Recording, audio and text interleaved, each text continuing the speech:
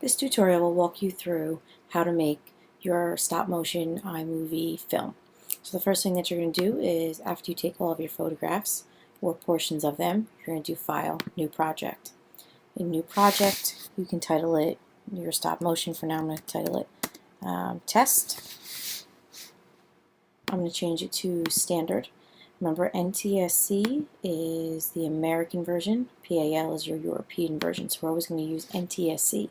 You don't want to add any transitions because it will make your film look awkward and strange, but if you're going from scene to scene, then you would be able to add transitions one by one. Let's hit Create, and here we have our timeline. Over here to the right, we have your preview. Everything you put in your timeline you'll be able to view in your preview window.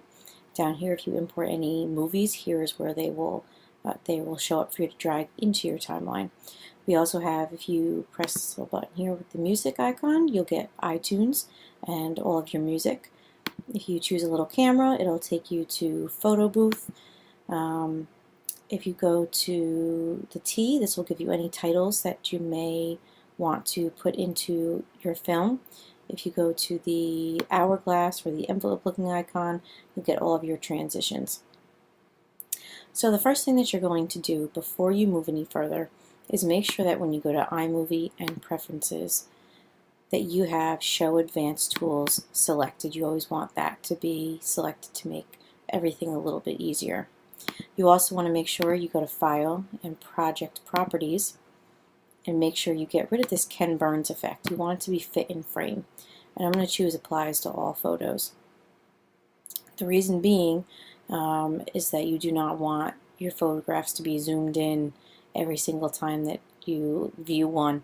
It'll zoom in at a slow rate, kind of a nice effect for a slideshow, not for a stop motion. And we're just going to click OK. Now you're ready to go. So from here, all you're going to do is find all of your photographs, and you can do as many or as little as you wish at a time. And you can select all of them. And all you're going to do is drag and drop. Now you can use iPhoto for this, but I kind of like to just drag and drop it. It eliminates a step. So we'll just wait for all of these to load.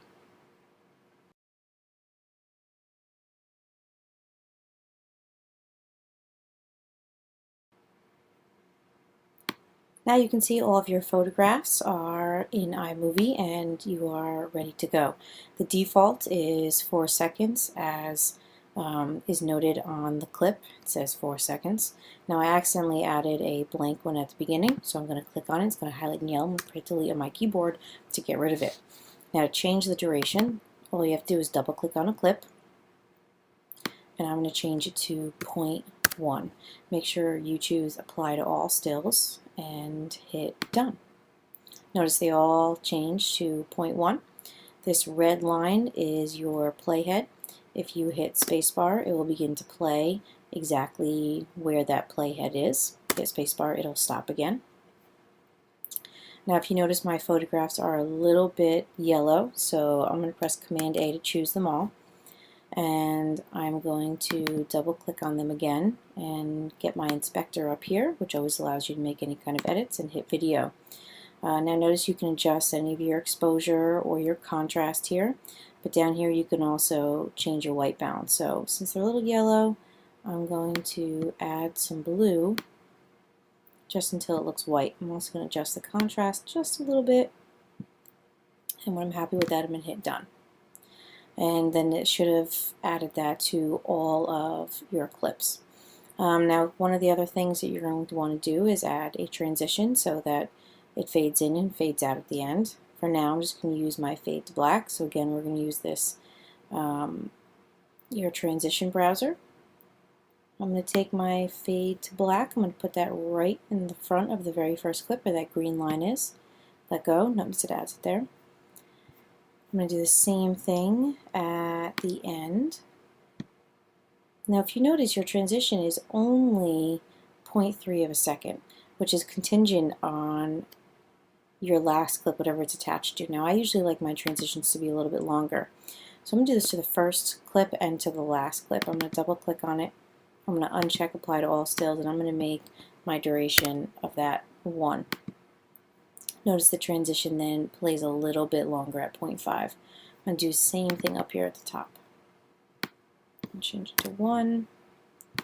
Done. Notice everything changes. It moves a little bit slower. So from here, you're going to want to add your music. Your music should be the last thing that you do.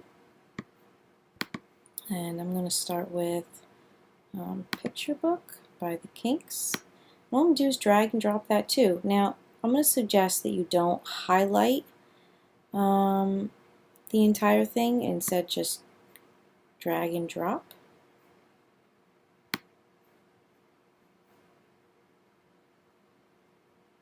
And you can do it anywhere, but you're probably going to want to do it all the way at the top to make your life easier.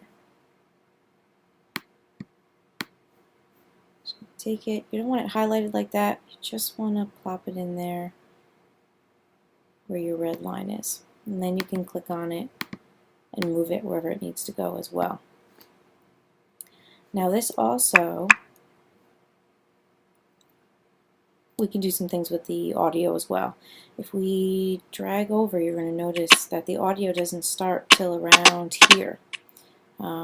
So what we can do is, you can do a number of things. You can just shorten this clip up of the music from here, or what I find easier is if you put your playhead right before where it begins, where you would like it to start, and right click, you can choose split clip.